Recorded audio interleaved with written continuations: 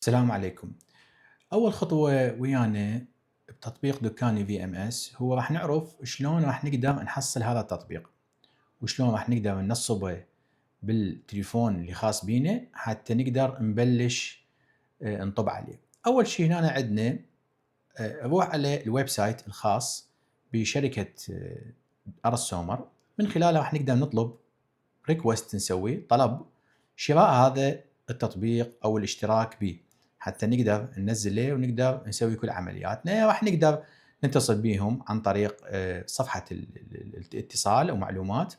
مجرد انه تدخل اسمك ورقم تليفونك وايميلك، واذا كنت تتابع الشركة او شخص مفرد، مجرد تكتب لنا المعلومات وتسوي لنا طلب من هنا، راح يوصل الطلب الى الشركة. من خلال هذا الطلب راح نقدر احنا نخلق لك حساب جديد باسم مستخدم وكلمة سر وتاريخ صلاحية، راح يعطيك صلاحية انه تدخل على التطبيق وتستفاد من جميع خدماته.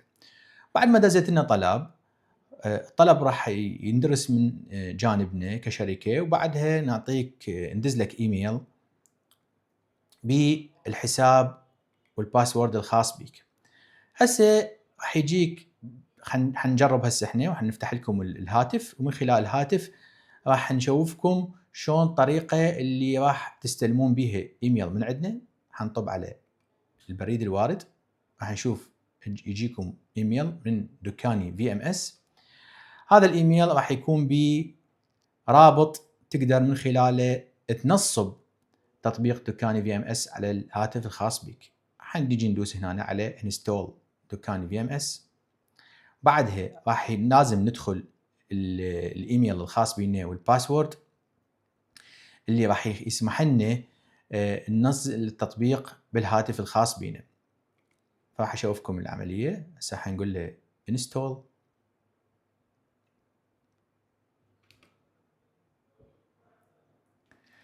لازم بالبدايه اول شيء راح ننصب التطبيق الخاص ببرنامج ابشيت.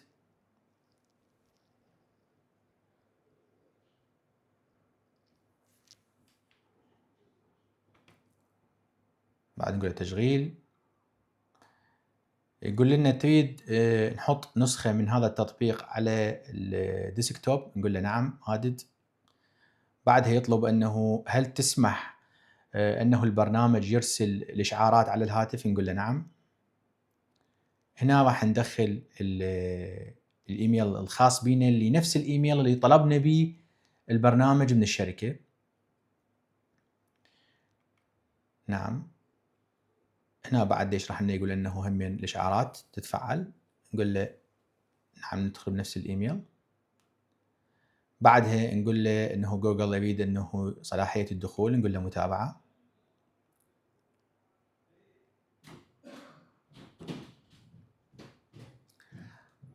خلاص.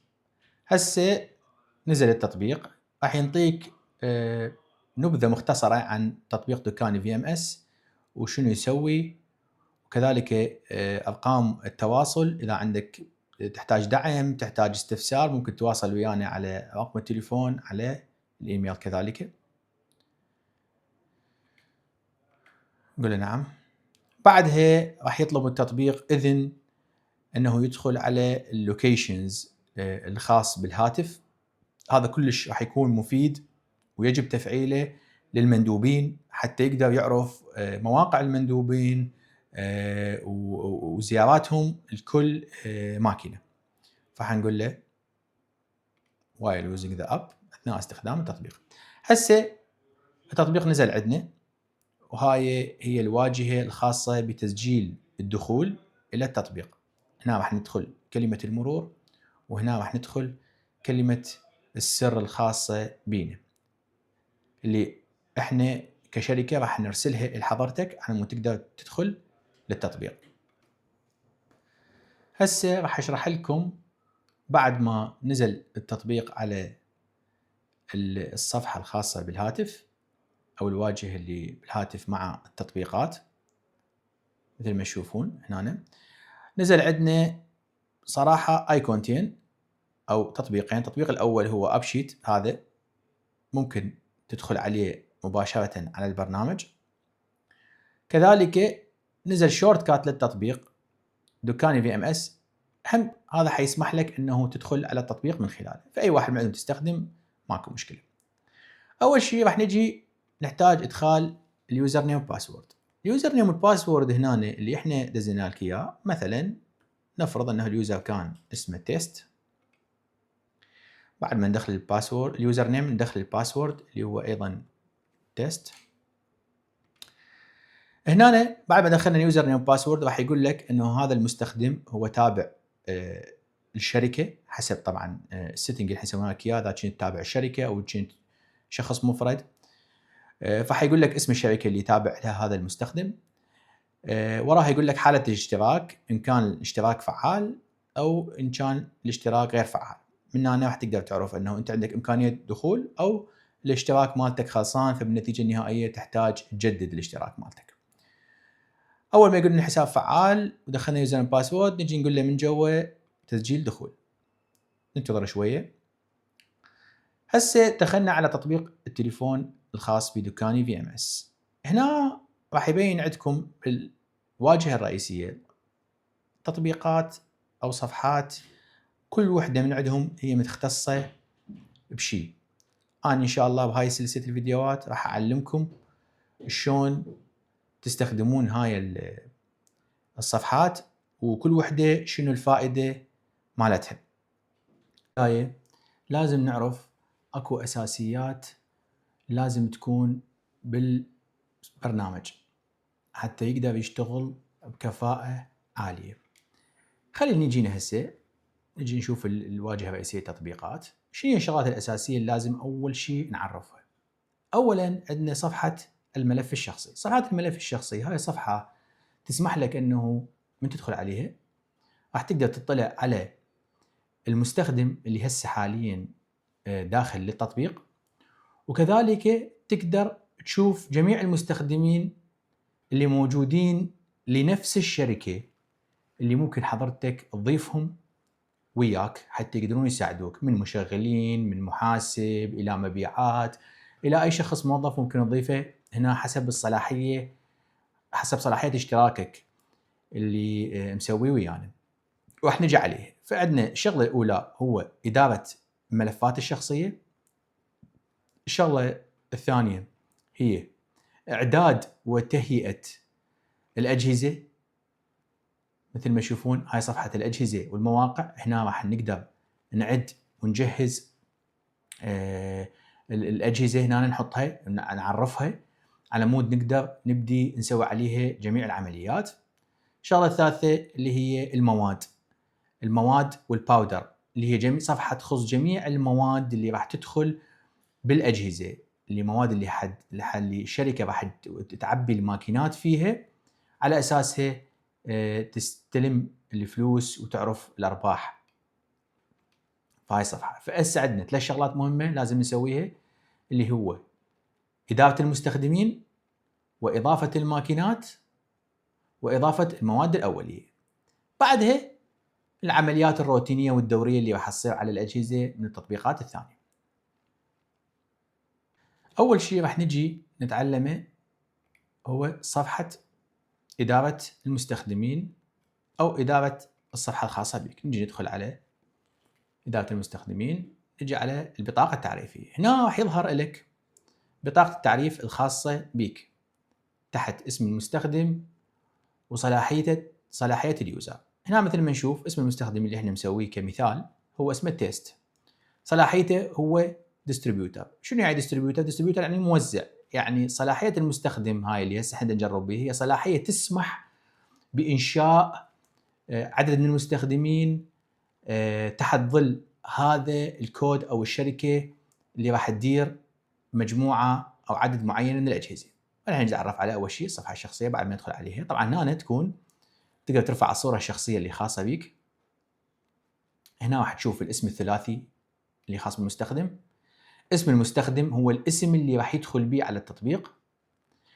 الرمز السري هو الباسورد اللي راح يدخل به على التطبيق.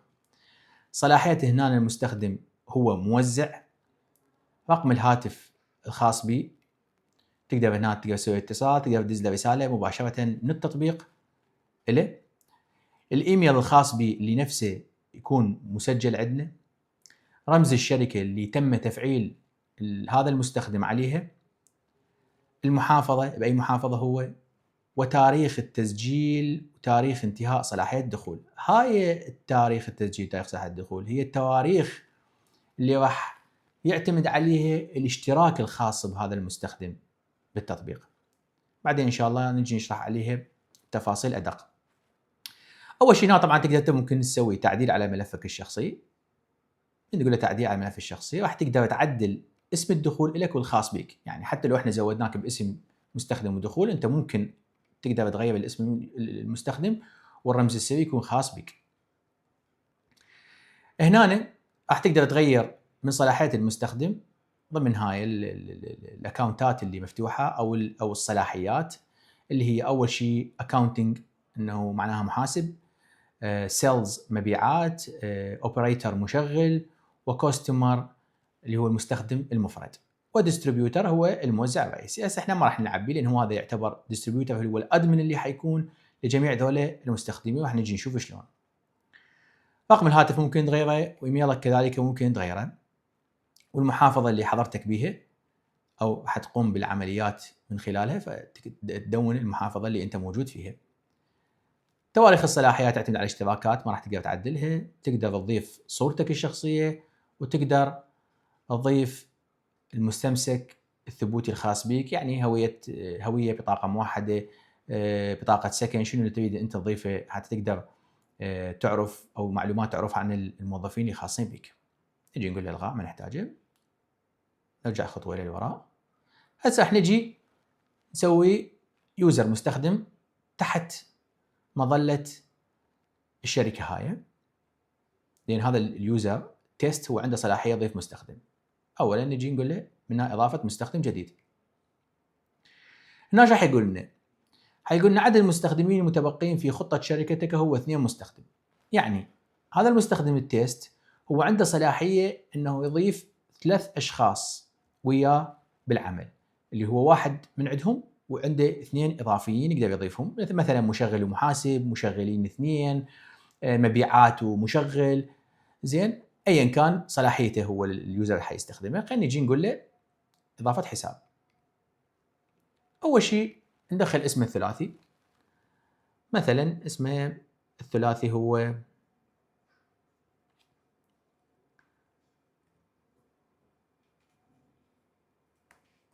يوزر. نجي نضيف اسم المستخدم اللي راح يدخل به للبرنامج. اسم المستخدم خلينا نسميه بس حرف يو، حتى ابين لكم انه انت مو الا يكون اسم المستخدم هو نفس الاسم الثلاثي، لا خلاص هذا ممكن تكتبه بالعربي. خلينا نجي نكتبه هذا بالعربي حتى شويه توضح الفكره اكثر. اسمه مستخدم. هنا أنا سويت له اسم المستخدم الدخول مالته. الدخول نفضل انه يكون الدخول باللغه الانجليزيه، عفوا يوزر. الباسورد كذلك كان احرف او ارقام ماكو مشكله، حنسويها من يوزر. نجي نعطيه صلاحيه. خلينا نقول احنا راح نضيف هسه مشغل اللي هو معناها صلاحيته اوبريتور. الاوبريتور هو مشغل اللي حيقوم بالعمليات الدوريه للماكينات من تعبئه واستحصال اموال ومتابعتها. نجي ندخل رقم هاتفه، خلينا نقول 077 خاص بي. نجي بعدها على الايميل يوزر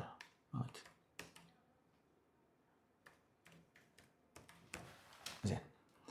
حنشوف هنا هو حينضاف على اوتوماتيكيا على رمز الشركه الخاص بي، ما راح نقدر كل شيء نسوي هنا له. المحافظه باي محافظه احنا بدنا نشتغل، مثلا خلينا نقول ببغداد، نحدد المحافظه مالتنا، بعدها نقول له تم. التاريخ الصلاحيه ما نقدر نعدله لان هو معتمد على تاريخ صلاحيه المستخدم الرئيسي. نقدر هنا نضيف صوره شخصيه، راح نطق لها مباشره من خلال كاميرا الهاتف. طبعا هنا يبين لنا اي خيار فيه نجمه لازم يكون هذا اجباري ادخاله.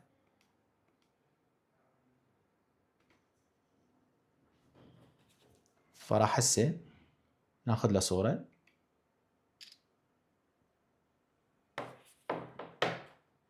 بعد ما اخذنا له صورة قلنا له حفظ. حفظ عندنا الصورة الشخصية اللي خاصة به. واذا عندنا وثيقة ممكن نضيفها، هوية، بطاقة سكن، ممكن نضيفها هنا. نقول له حفظ. هسه هنا خلقنا مستخدم اوبريتر مشغل حيقوم بتشغيل الأجهزة. هنا نقدر نضيف بعد مستخدم ثاني، باقي لنا احنا مستخدم واحد نقدر نضيفه من هنا. تمام. هذا كل طبعا نقدر نطلع على تفاصيله من هنا مره ثانيه، نقدر نشوف اذا ممكن نعدل عليها نحتاج. هناك مختصر نقدر مباشره نتصل عليه او ندز له رساله.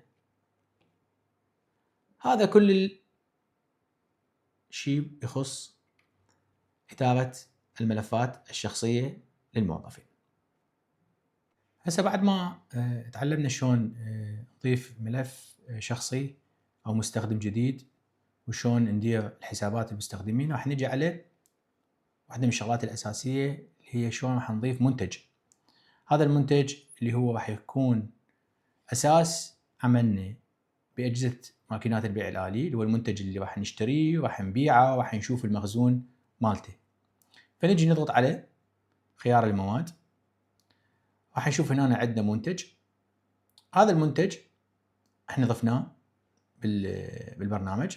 اعلمكم شلون ممكن نضيفه مره ثانيه. نروح نضغط على ايقونه اضافه منتج جديد. اول ما راح ندوس الايقونه راح يطلع لنا يحتاج من عندنا رمز الشركه، هو اوريدي اوتوماتيكيا داخل هذا الرمز. الخيار الثاني نحتاج كود المنتج. كود المنتج هو رقم الباركود اللي موجود على المنتج. هذا شلون نقدر نحصل عليه؟ اما ناخذ الرقم واحنا نكتبه يدويا بالاختيار هذا، او نضغط عليه صورة الباركود. هسه حشوفكم هنا على ايقونة الباركود، بندوس عليها راح يطلع لنا خيار الباركود. نرجع نعيدها حتى شوية تكون بصورة اوضح. بعد هسه من ندوس هنا نجي على المنتج، مجرد انه نقربه من الباركود خلاص هو اخذ رقم الباركود الخاص بالمنتج. بعدها نختار تصنيف للمنتج هذا، هل انه هو من منتجات المشروبات الساخنه او هو من منتجات السناك اللي هي العصير، الشيبس، النستله، المي، اي شيء ممكن حينباع بالسناك ماشين. هذا المنتج هو من ضمن المنتجات السناك. نختار التصنيف مالته. بعدها نكتب اسم الماده. اسم الايتم هذا مثلا اسمه ستيكس، نكتب بالعربي وبالانجليزي ستيكس. وحده القياس الخاصه به هو هذا يكون قطعه. طبعا تعتمد على حسب نوع المنتج، اذا كان مثلا بطل، اذا كان قطعه، اذا كان كيس، اذا كان دبه، نحط الوحده القياس اللي تعجبنا. نجي على خيار سعر الشراء. سعر الشراء هو السعر اللي راح نشتري به هاي الماده من ابو الجمله. مثلا خلينا نقول انه السعر اللي اشترينا به هو 250 دينار. سعر البيع هو السعر اللي راح نبيع به المنتج من خلال اجهزه البيع الالي، اللي هو خلينا نقول 500 دينار مثلا. وراها راح نحتاج انه نضيف صورة المنتج حتى يكون عندنا بالبحث كل سهل. نضغط على فتح الكاميرا، نختار المنتج، بعدها ناخذ له صورة ونقول له حفظ. نحفظ عندنا هسه كل بيانات المنتج اللي نريد نضيفه. نجي نقول له حفظ هنا. راح تنضاف عندنا بقائمة المنتجات. نقدر نضيف عدد المنتجات اللي راح نحتاجها بشغلنا دائما، ونقدر نضيفها بأي وقت من بداية إعداد البرنامج أو أثناء الاستخدام. هذا كل اللي نحتاج نعرفه عن إضافة المواد. راح نتعلم شلون نضيف ونعرف ماكينة وموقع، وهي من الشغلات الأساسية بالبرنامج. نروح على خيار الأجهزة والمواقع، نضغط عليها.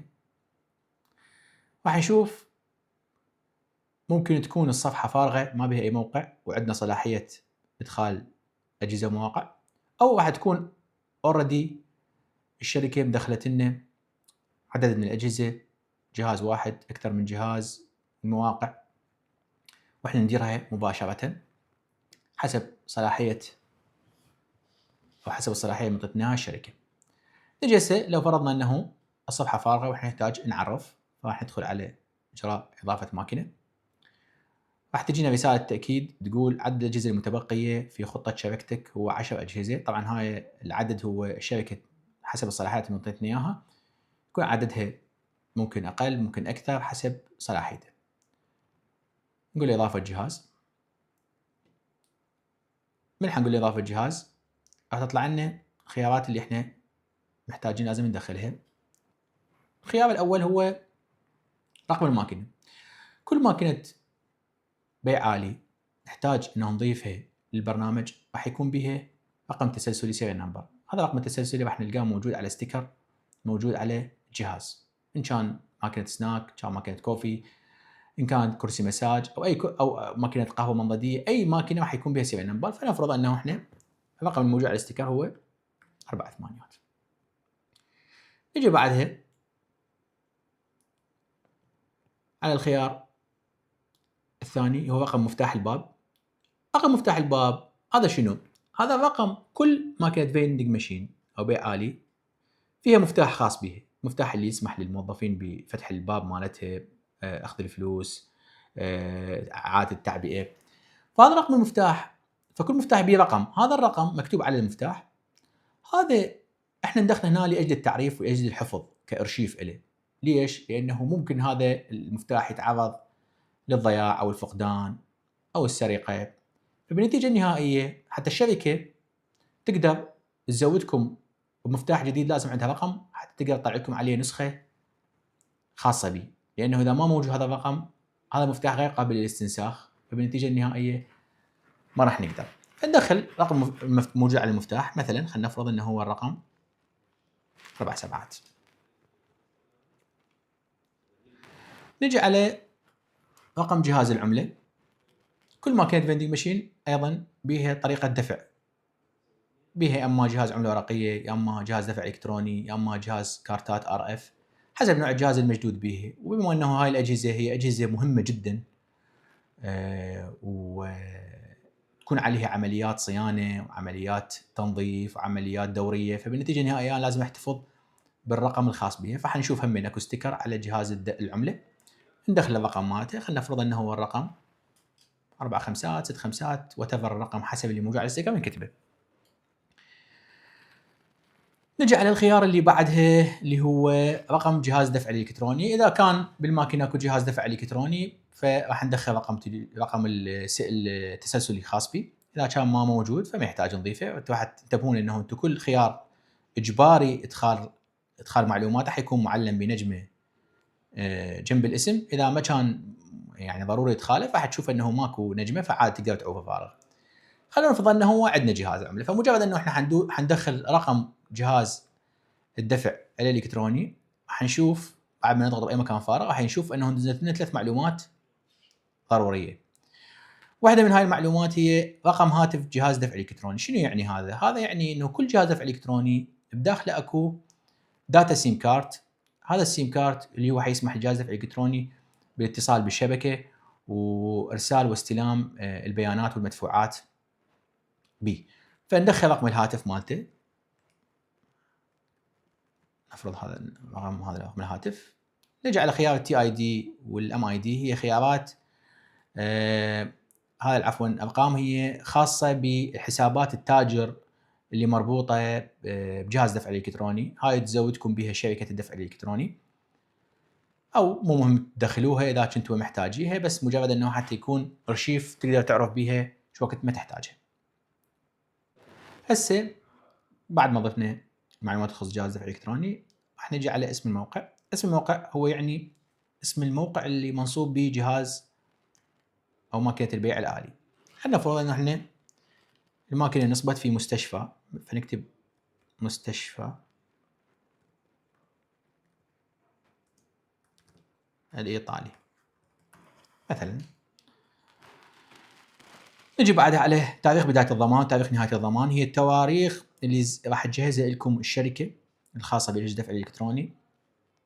في بطاقه الضمان راح يكون موجود تاريخ بدايه الضمان، تاريخ نهاية الضمان، فتدخلوها نفس التواريخ اللي موجودة ببطاقة الضمان. نجي على العنوان. العنوان اللي هو يخص الموقع أو الGPS لوكيشن الخاص بالماكينة، وين نصبت الماكينة بموقع المستشفى، فنحتاج أنه ندخل الموقع. هنا عندنا عدة طرق شلون ندخل الموقع. أول شيء مجرد أنه نضغط على الأيقونة الخاصة بالموقع مثل ما تشوفون، بس أدوس عليها راح ياخذ الموقع اوتوماتيكيا لموقع الهاتف. فاذا انا كنت دا اسوي الاعداد مال الجهاز واني بالموقع اللي مصوب بالماكينه، فراح يجيب لي اللوكيشن مالته. اذا انا كنت فاتح الموبايل من موقع ثاني مو موقع الماكينه، فانا مجرد انه اغير البن هذا واغير الخارطه، يعني احركها حسب الموقع الصحيح واحطها. او انا ممكن هاي الارقام الموجوده اللي فوق افتح صفحه ثانيه اللي هو جوجل ماب، واحط الدنبوس او اللوكيشنز على الموقع الصحيح، واضغط كليك يمين، ثم اختار الاكس والواي اللي هو لاتيتيود، اخذهن كوبي واجي اضعهن هنا، راح يطلع لي اللوكيشن المضبوط والصحيح للماكينه. بعدها اجي على خيار اسم مالك الماكينه، وايميل مالك الماكينه، ورقم هاتف مالك الماكينه. هاي الخيارات هي في حال انه الماكينه كانت تابعه لشخص، ان كان انت نفس الشخص اللي قاعد تستخدم التطبيق وتدير ماكينتك فتكتب اسمك، ان كانت ممكن تابعه الماكينه لشخص ثاني وواضع هاي الماكينه تحت تشغيلكم، فبالنتيجه النهائيه انا حتى اكتب اسم مالك الماكينه اكتب اسم ماكينه الفعليه، ان كان انا نفسي الشخص المستخدم او ان كان شخص ثاني. فنفرض انه اسم الشخص هو اسمه احمد.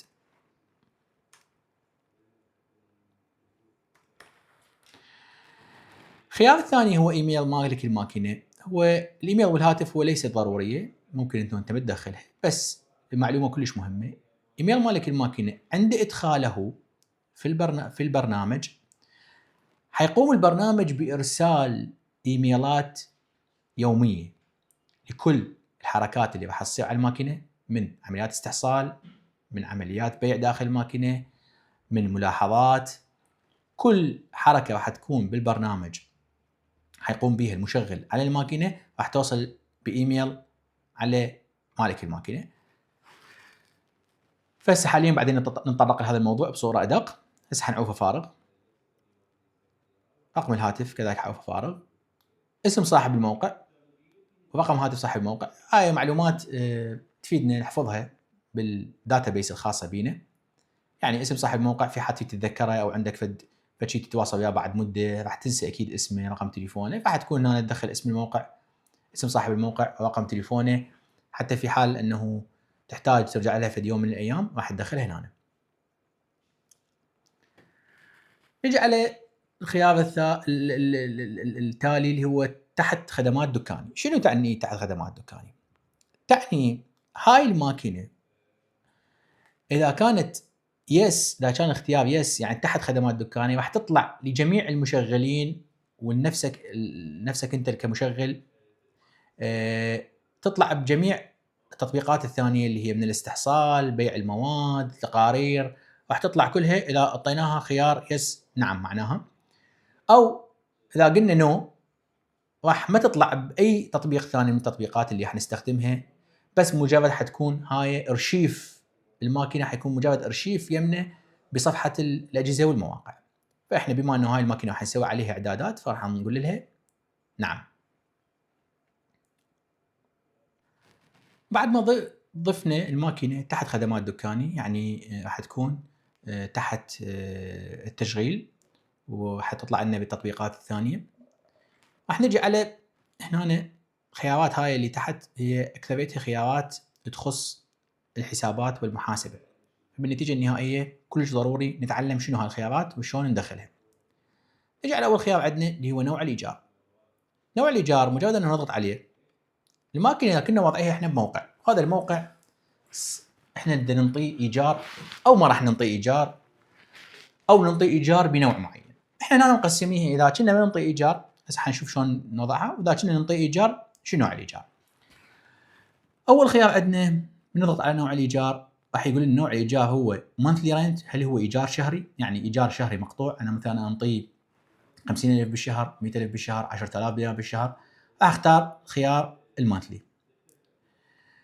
اذا كان النوع الثاني للايجار هو رنت فروم انكم، هو الايجار بنسبه من الواردات، ايش قد ايراد الماكينه راح يكون؟ راح تكون اكو نسبه معينه من الايجار، نسبه من هذا الوارد هو يكون للايجار.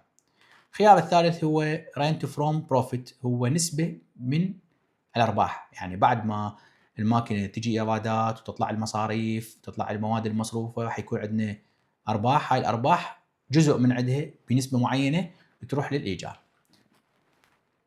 هسه راح نختار مثلا عندنا رنت فروم انكم، نسبه من العائدات، بعد ما نضغط عليها راح تنفتح لي صفحه مباشره هي نسبه الايجار. ايش راح تكون نسبه الايجار؟ هل هي صفر؟ يعني انا ما عندي ايجار انطيه للموقع، فانا اختار خيار صفر.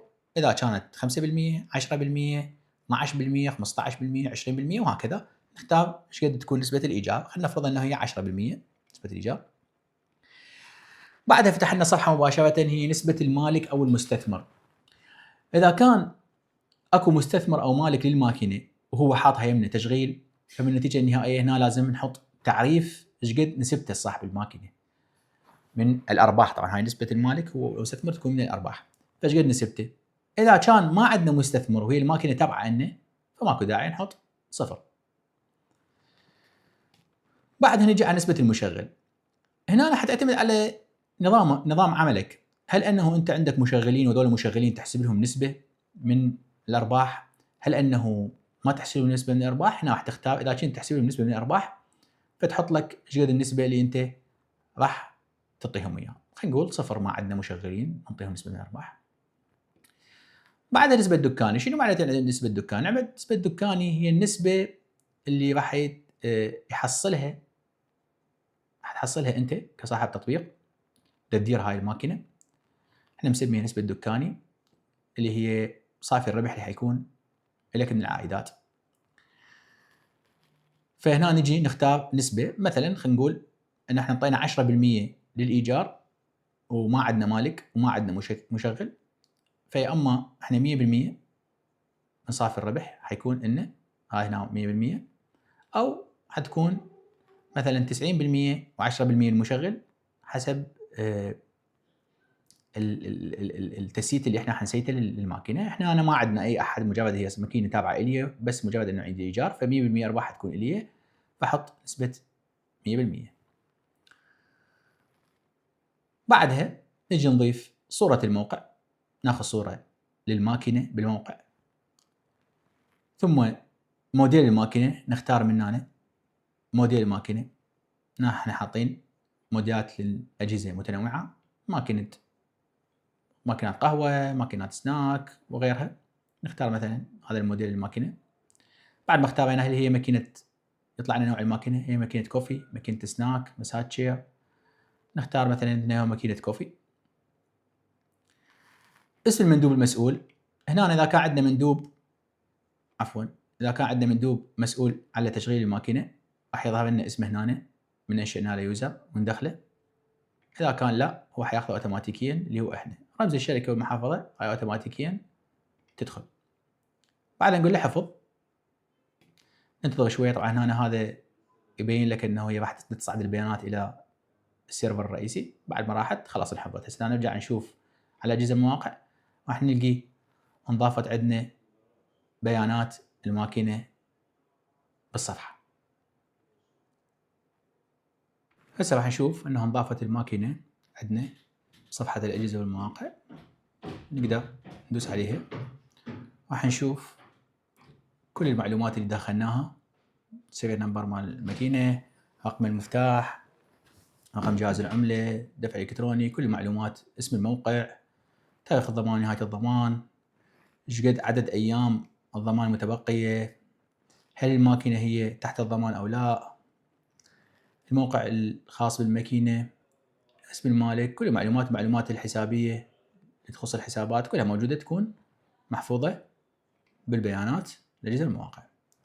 هسه خلصنا كل الاساسيات اللي هي اضافه مستخدمين، واضافه الماكينه والموقع، واضافه المعدل الأولية.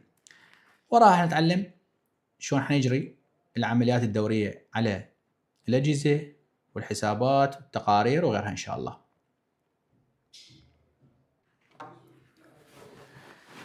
هسه بعد ما ضفنا المنتجات وضفنا الماكينات، راح نجي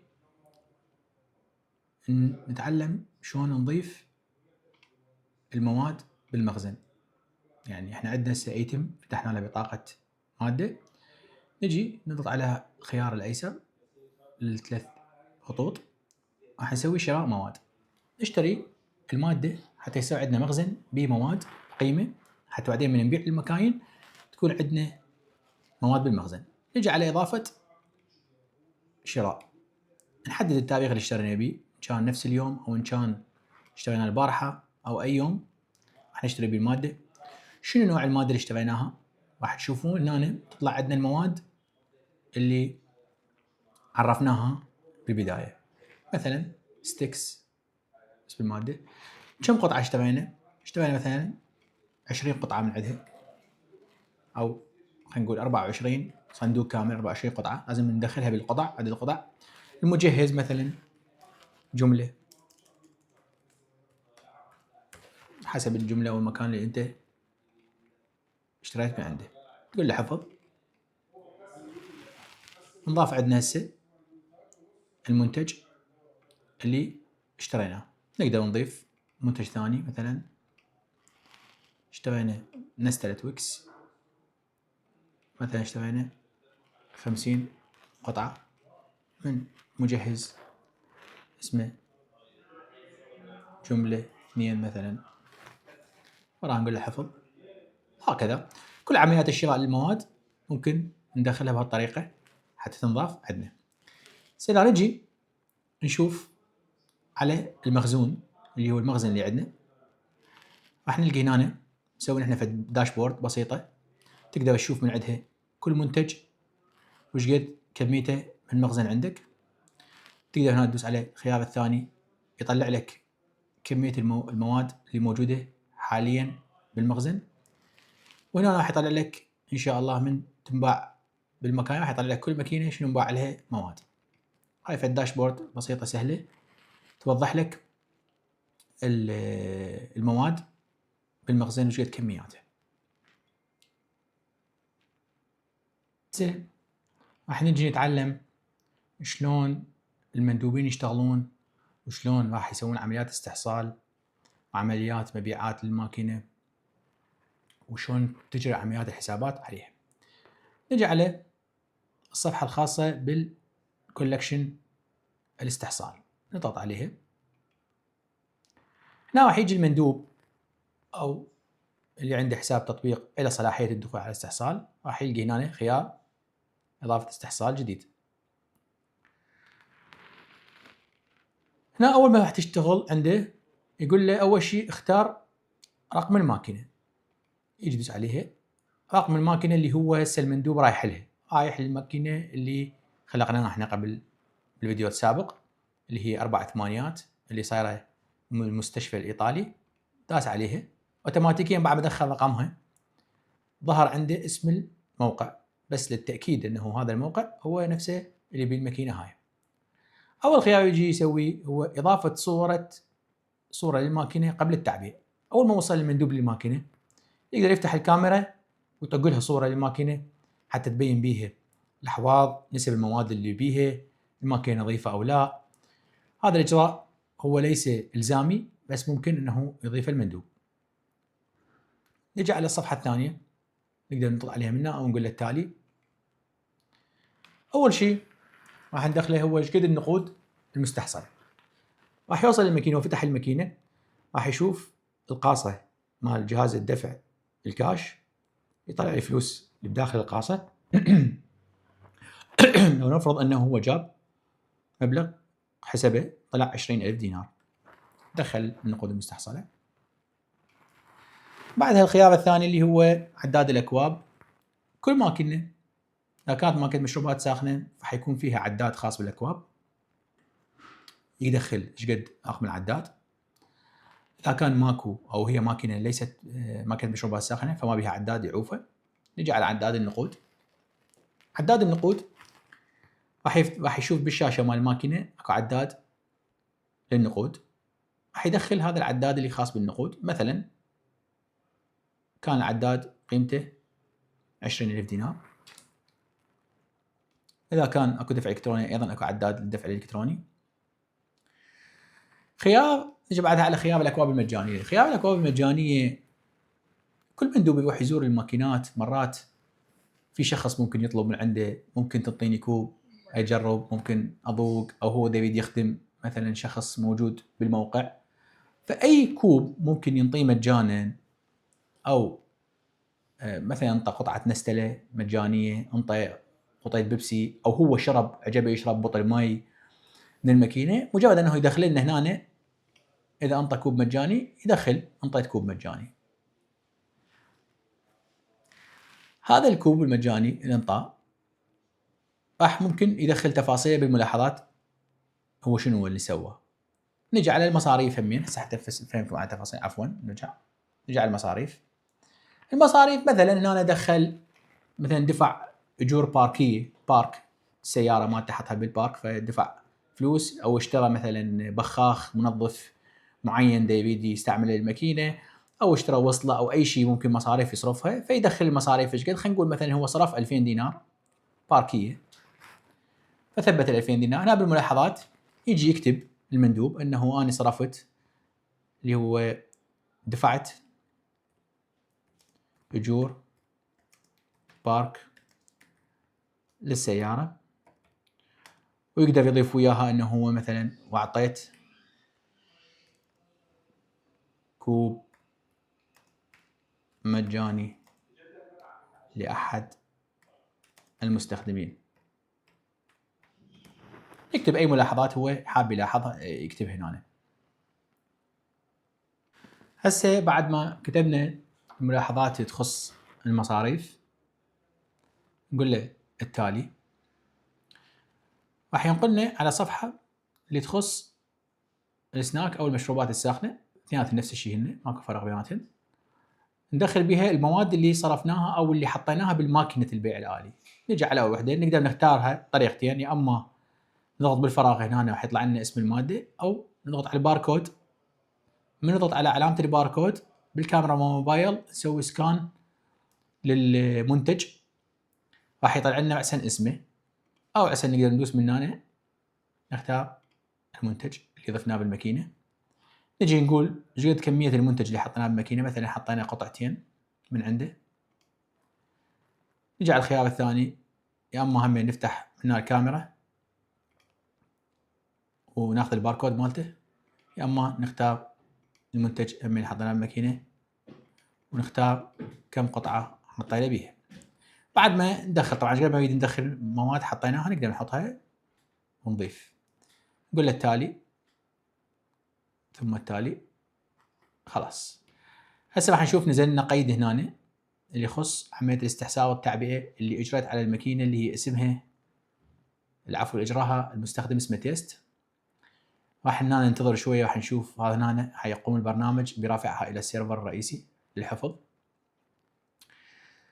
هسه نرجع نطلع ونرجع ندخل من جديد اشوفكم شلون نقدر نشوف عمليه الاستحصال. من نرجع على كولكشن مرتلخ راح نشوف انه هذا المستخدم اللي اسمه تيست جاب 20,000 دينار الايراد مالته مال هذا اليوم مال هاي الماكينه، واي ماكينه حيقوم بادخالها راح تدخل هنا اللي هي 20,000 دينار.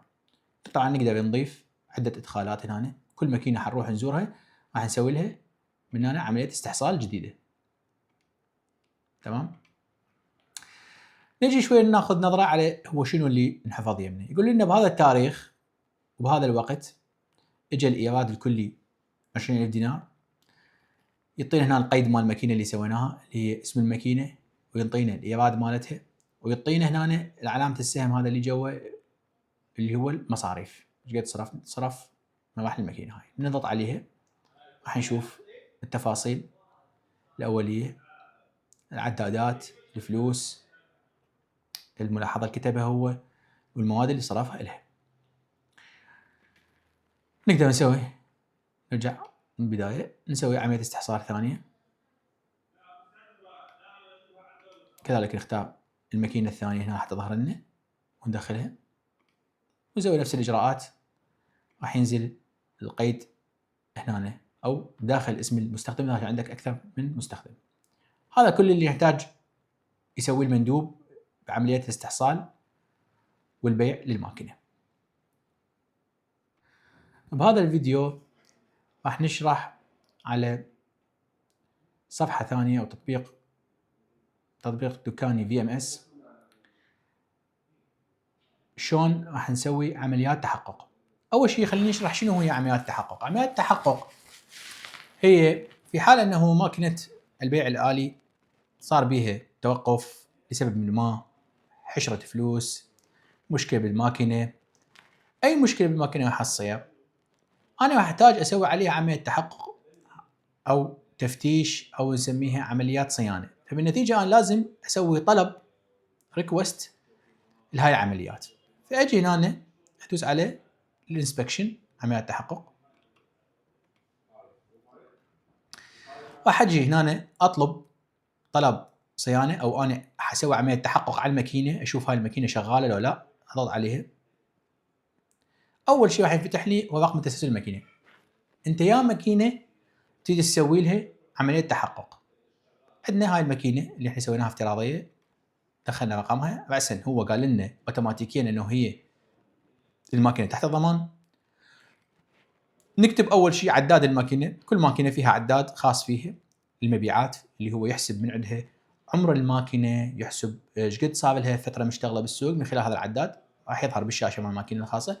ندخل عداد الماكينة، خلينا نفرض انه هو 25,000 مثلا.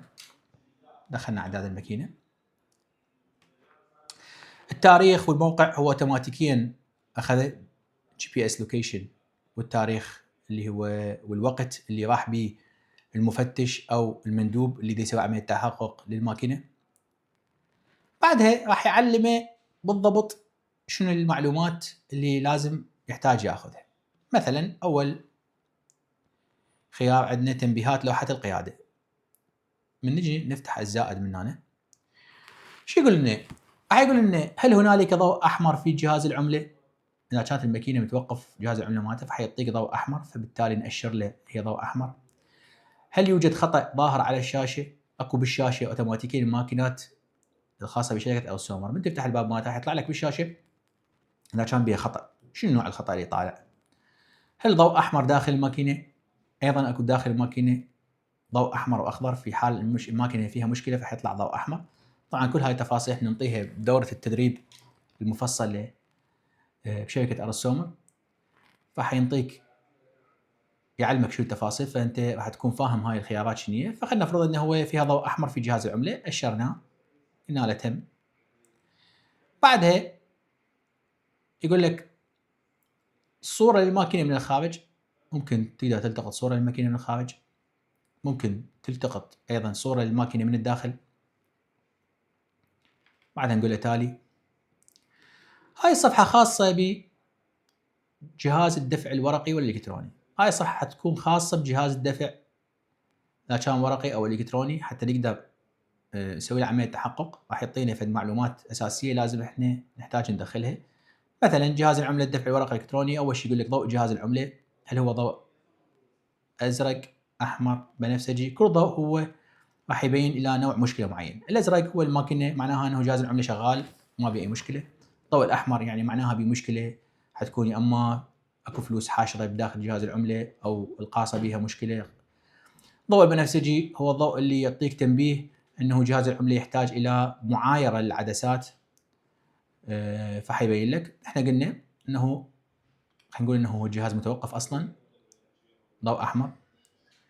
القاصه، وضع القاصه اللي هو جيد سيئه، بعد ما يفتح الماكينه راح يشوف القاصه انه اذا كان جيده وسيئه، خلينا نقول جيده ما بها مشكله.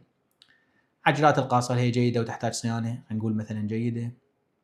تنظيف العدسات، هل قام المندوب بتنظيفها او لا؟ يأشر هنا مثلا انه يقول تم تنظيفه. بعدها يجرب وضع النقود، هل انه هو جرب وضع النقود، يعني جرب حط بيها فلوس وشاف النقود شغاله، الجهاز عمله شغال او لا. خلينا نقول هو ما جرب. جهاز دفع الالكتروني، هم اذا كان عندنا الجهاز يعمل، جهاز لا يعمل، لا توجد به اشاره انترنت او ضعيفه، هاي المعلومات اللي يحطها كان موجود جهاز دفع الكتروني. الملاحظات طبعا كلش مهمه بعمليات التحقق. يكتب المندوب ملاحظاته، يعني يقول مثلا عنده فحص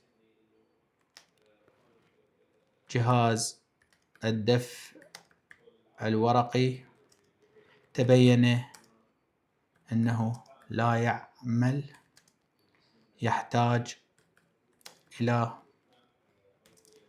تنظيف. وهسه حنبين لكم أنه هاي الملاحظات شنو حتفيد.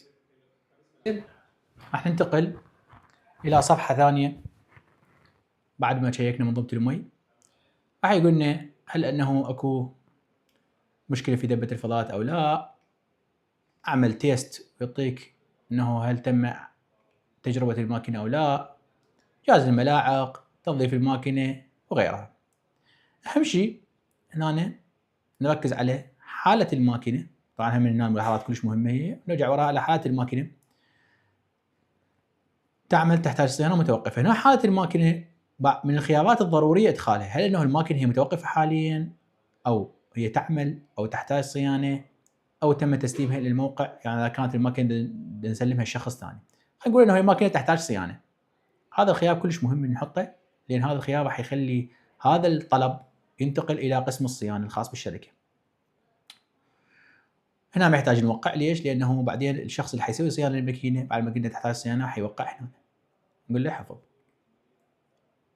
بعد ما حفظناها راح يشوف هنا. طبعا هسه ننتظر، راح يسوي رفع إلى السيرفر. هاي الماكينة اللي هي تحت الصيانة مكتوب نوت تحتاج صيانة. طبعا أثناء العملية ما صارت، تم إرسال إيميل أوتوماتيكيا إلى قسم الصيانة، ينطيه خبر يقول له أنه هاي الماكينة انفتح بها طلب تحتاج صيانة. هذا الطلب راح يجي فني الصيانة اللي هو عنده تطبيق دكاني VMS، راح يجي هنا على صفحة الصيانة أو الريبير. من حيجي يطلع عليها راح يشوف اكو خيار، اكو طلب جايه من المشغل انه هاي الماكينه تحتاج صيانه. لما يجي يضغط عليه راح يشوف معلومات الماكينه، رقمها، هل هي تحت الضمان او خارج الضمان، تاريخ والوقت اللي سوى به، ويعطيه هنا الوقت الفعلي او المده اللي صار لها مفتوح بها هاي التذكره او هذا التكت اللي خاص بالصيانه. يعني هسه ابو الصيانه لما اجى شاف انه المده دقيقتين و27 ثانيه صار لها التذكره مفتوحه، هذا الوقت حيبين سرعه اداء موظف الصيانه بحل المشاكل او فتح الريكوست وقيامه بحل المشكله. فهذا الوقت كلش مهم، راح نقدر نشوف من عنده ايش قد استغرق ابو الصيانه وقت بين ما استلم الريكوست وراح سوى صيانه الماكينه.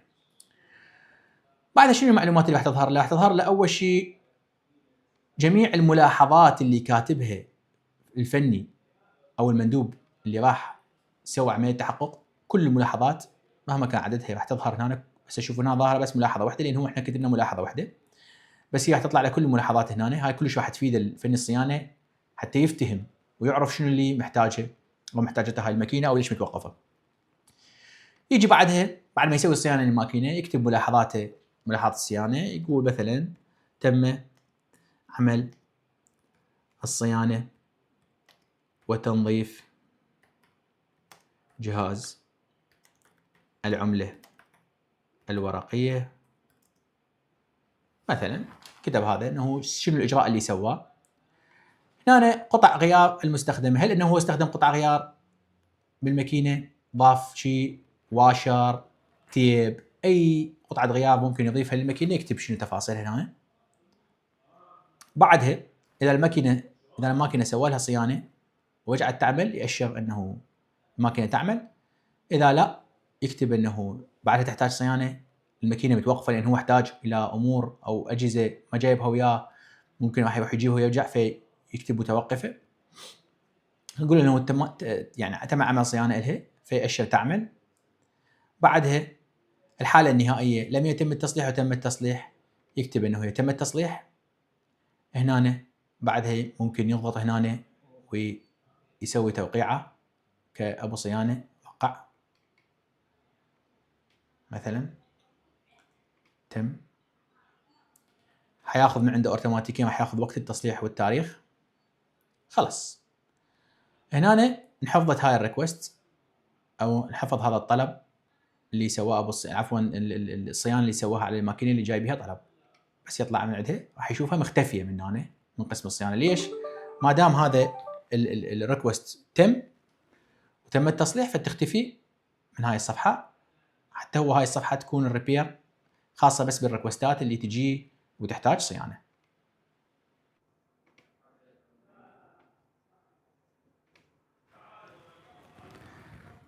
الان بعد ما قمنا شوفتكم بالفيديو السابق شلون نسوي عمليه استحصال وشلون نسوي عمليه تحقق وشلون الصيانه يجيهم الطلب وشلون يجرون عمليات الصيانه. هسه نجي عليه خيار ممكن يكون مفيد لكم تستفادون منه اللي هو المبيعات السيلز. المبيعات هو نظام CRM Customer Relation Management بسيط راح يفيد انه يحفظ جميع البيانات او الاتصالات الهاتفيه اللي تجيكم من مختلف الاشخاص، ان كان صاحب موقع وديفيد نخدمه بخدمه بيع ذاتي، ان كان شخص يريد يشتري، فممكن من هنا تنشئون عمليات تذكير بي. هاي ممكن انه تضغط انه اتصل علي شخص واحتاج انه اتابع موضوع الموقع هذا اللي يريد ينصب له ماكينه، بيا تاريخ، اسمه، اسم شركته والموقع، رقم هاتف، ايميل، محافظه، معلومات عامه ممكن تستفاد من عندها وترجع لها في وقت لاحق حتى لا تنسى. كل شخص ممكن يتصل عليك هو حيضيف لك فشي، فبالنتيجه النهائيه هاي البيانات كلش مهمه وحتفيدك على المدى الطويل. فممكن تستخدم هذا الخيار كنظام اداره علاقات العملاء. بهذا الفيديو راح نشرح الحسابات. صفحه الحسابات هي الصفحه المختصه بالتدقيق جميع عمليات الاستحصال اللي يقوم بها المندوبين بهاي الصفحة. كل هاي الطلبات راح تجي اوتوماتيكيا الى المحاسب اللي موجود او هو الشخص نفسه يقدر يقوم عمليات التدقيق على الحسابات من صفحة الحسابات الاكاونتنج. بعد ما نضغط عليها راح نشوف اذا كان عندنا مندوبين راح يطلعون كل المندوبين هنا، اذا كان عندنا مندوب واحد، اذا كان نفس الشخص هو اللي يسوي التحقق هو نفسه او يسوي الحسابات هو نفسه صاحب الماكينه. بنضغط هنا على نفرض انه هذا حيجينا طلب من عمليات استحصال من صفحه الاستحصال، حتجينا طلبات هنا راح نقدر نشوف تاريخ، وقت، وش قد فلوس هو استحصل من هاي الماكينه. كذلك هنا راح يطلع عندنا معلومات كلش مهمه، اسم الموقع اللي موضوع به الماكينه، راح يطلع لنا اول شيء مكتوب هنا هو ايش قد المبلغ اللي استحصله. بعدها راح يطلع لنا هنا مكتوب هسه تشوفون انتم 0 اكس. شنو معناها هاي؟ هاي معناها السيستم البرنامج الخاص بنا يقوم بعمليه تحقق لعدادات الماكينه، فاذا كان عداد الماكينه مطابق للفلوس اللي جابها الشخص راح يطلع له هنا بدال هذه الاكس الحمراء راح يطلع له المبلغ، راح يطلع له هنا 20000 وحيكون مطابق للمبلغ اللي جايبه وحيكون باللون الاخضر وعلامه صح، معناها انه المندوب اللي قام بعمليه استحصال جاب فلوس او جاب الايراد مطابق 100% لعداد الماكينه، وهذا اللي احنا نريد نوصل له. فنضغط هنا راح يقدر المحاسب يشوف اقوى معلومات الماكينه والاشياء الاساسيه، ايش قد انطى اكواب مجانيه، ايش قد المصاريف، الملاحظه اللي كتبها على المصاريف، وشنو المواد اللي صرفها. بعد ما شافها ممكن حيسأله سؤال هل تم التدقيق؟ راح نقدر من هنا يدوس على هذا الخيار العين يقدر يقول له تم التدقيق، او يقدر من هنا يقول له تم التدقيق. هسه راح يشوف بعد ما المحاسب يدقق الحسابات ويشيك الفلوس اللي جايبها المندوب يحسبهن، ويطابقها مع العداد اللي بالماكينه، راح يضغط تم التدقيق. بعد ما حيضغط تم التدقيق يعطيه رساله تاكيد يقول له سوف يتم المصادقه وحفظ البيانات. يقول له تم التدقيق. تم التدقيق. لا تلاحظون بعد ما المحاسب دقق راح ينشطب اسم الماكينه وراح ينشطب المبلغ. شنو معناها حسب باللون الاخضر وقدامه صحين؟ معناها تم تدقيق هاي الماكينه. هذا حتى يعطيه سهوله، لان راح تجي طلبات كلش هوايه، فحتى يعرف شنو اللي دققها، يا طلب دققه ويا طلب لم يدققه، فحتظهر عنده هنا. كذلك سم نرجع على نفس المندوب اللي سوى عمليه استحصال، حيفتح هنا، راح تتحول عده باللون عفوا مو من هاي الصفحه، من الكولكشن عليها، راح يشوف المندوب انه هاي الماكينه اللي استحصلها هو اوريدي تم التدقيق من خلال الصحين والشطب، ومعناها الماكينه دققت. نرجع خطوه للوراء، نرجع خطوه. هسه حاليا كملنا كل الصفحات او المعلومات اللي تخص الحسابات وتخص الاستحصال، عمليات التحقق والصيانه. وراها حننتقل ان شاء الله بالفيديو القادم على التقارير وشلون احصل على التقارير. بهذا الفيديو راح نتعلم على صفحة التقارير اللي هي من أهم الصفحات. خلينا نضغط عليها ونشوف التقارير شنو تحتوي. التقارير تحتوي على تقرير تشغيل ماكينة مخصصة، تقرير تشغيل المبيعات المخصصة، تقرير الحضور والانصراف، هذا بعدين نجي عليه نحكي عليه. نجي على هذين التقريرين من أهم التقارير اللي لازم كل شخص يستخدم التطبيق يعرفهن، لأنه هي هاي أهم شيء بالسيستم. شو راح توضح هاي التقارير؟ هاي التقارير راح تعطينا التفاصيل الدقيقة والمهمة جدا من خلال جميع عمل البرنامج. نجي على أولا تقرير تشغيل ماكينة مخصصة. شنو يعني؟ من نضغط على التقرير راح يقول لنا هنا نوع التقرير، بعدين راح يقول لنا اختار اسم الموقع اللي تريد تسوي تقرير. فاحنا حنختار مثلا المستشفى الإيطالي. بعدها حيقول لي التقرير اللي تريده من أي تاريخ لأي تاريخ، يعني من أي تاريخ اللي نجريه من يا مدة ليا مدة. مثلا تريد حسابات انت مال شهر، تريد حسابات مال سنة، تريد حسابات مال يوم، ربع سنوية، أي حسابات تختارها أنت. راح تختار تسيت التاريخ بداية الكشف نهاية الكشف. بعد ما سيتتها راح تجي تقول له طباعة التقرير. طباعة التقرير هنا راح يعطي تقرير بصيغة PDF مطبوع يحتوي على تقرير التشغيل الخاص بهاي الماكينة، صاحب الماكينة ينكتب اسمه هنا، تاريخ بداية الكشف ونهاية الكشف. راح يعطيه هنا تاريخ إعداد والوقت اللي انعد به هذا التقرير. راح أشوفكم الملف بعد ما ينزل على التليفون شلون يطلع بصورة أوضح إن شاء الله بالفيديو القادم. بس أنا خل أشرح لكم على شيء مختصر به. حيطلع هنا تاريخ الزيارة، اسم الموقع اللي قام به المندوب، اسم المندوب، الإيراد اليومي، عداد النقود، أكواب مجانية، مصاريف، قيمة المواد المصروفة، كلها راح تطلع هنا بهذا الجدول. راح يبين لك كل الزيارات اللي صارت خلال هاي المدة مال الكشف.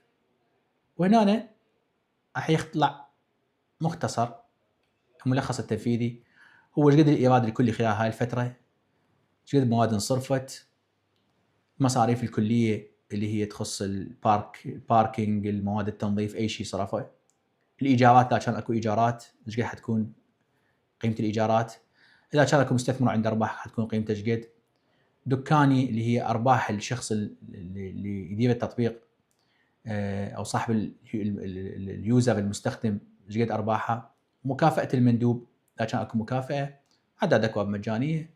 حينطيه جراف كامل يلخص له الملخص التنفيذي لهاي الماكينة، شنو صار عليها، وش قد ربحت الماكينة، وش قد جت منها ايرادات تفصيلية.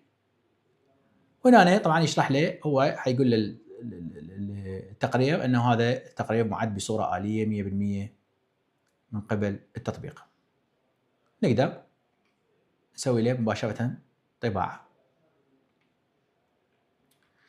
هذا ملخص للتقرير يخص الاستحصالات. نجي على تقرير التشغيل للمبيعات المخصصة. ايضا نحدد اسم الماكينة اللي بيدها والتواريخ، تاريخ بداية الكشف، تاريخ نهاية الكشف. بعدها نقول له طباعة التقرير. راح يطلع له التقرير للمواد المصروفة لهذه الماكينة بالضبط. يعني اذا تلاحظون هنا